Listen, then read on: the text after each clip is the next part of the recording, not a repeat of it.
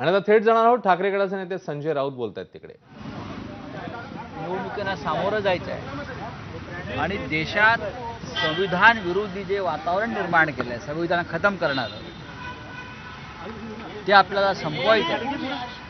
आणि भारतीय जनता पक्षाला मदत होईल प्रत्यक्ष अप्रत्यक्ष अशी कोणती पावलं कोणी उचलणार नाही, याविषयी आमचं एकमत झालेलं आहे. आणि अर्थात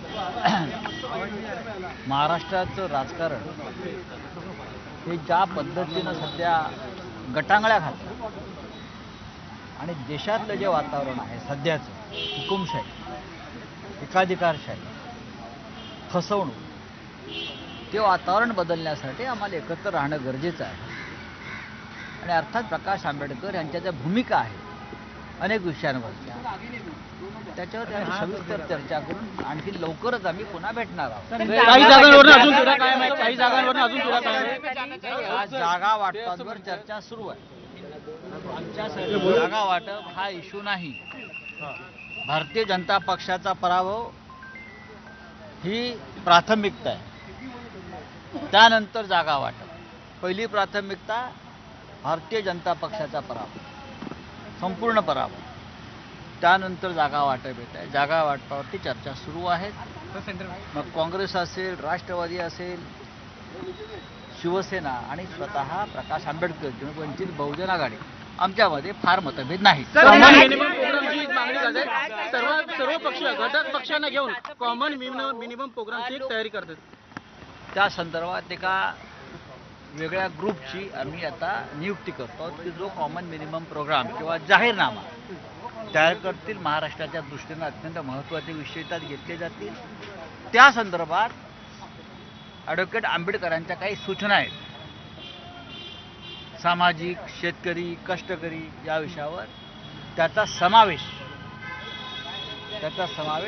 त्या आमच्या कार्यक्रमात केला जाईल.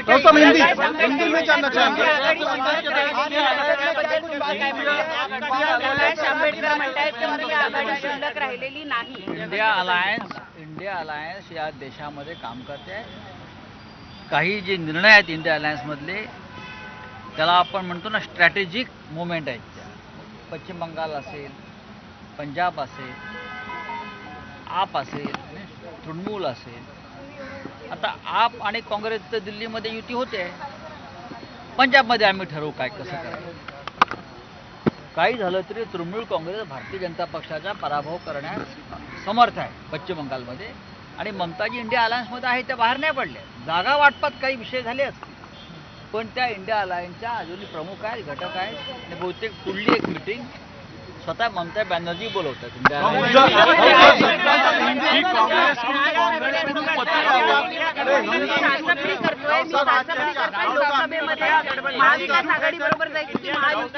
राज ठाकरे म्हणतात लोकसभेसाठी आम्ही चाचपणी करतोय.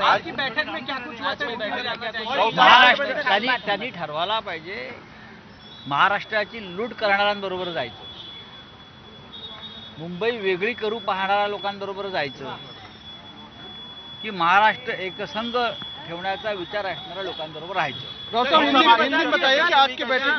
आज महाराष्ट्र में महाविकास आघाड़ी की बैठक संपन्न हुई है और आज की बैठक की विशेषता ये है कि वंचित बहुजन आघाड़ी के प्रमुख नेता मार्गदर्शक एडवोकेट प्रकाश आंबेडकर जी आज हमारे बैठक में शामिल हुए.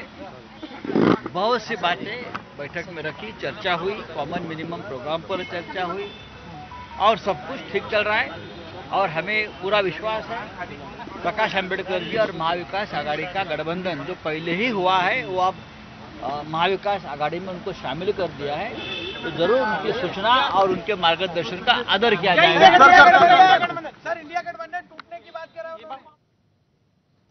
तर मवियाच्या बैठकीनंतर बोलत होते ठाकरे गटाचे खासदार संजय राऊत. जागा वाटपावर सध्या चर्चा सुरू आहे. प्रकाश आंबेडकर आजच्या बैठकीमध्ये होते, त्यांचे काही मुद्दे त्यांनी आमच्या समोर मांडलेले आहेत. येणाऱ्या काळामध्ये आपण लवकरच भेटणार आहोत आणि त्यासोबतच देशपातळीवर देखील नेमकी काय काय पावलं उचलली जात आहेत याबद्दलही त्यांनी माहिती दिली आहे.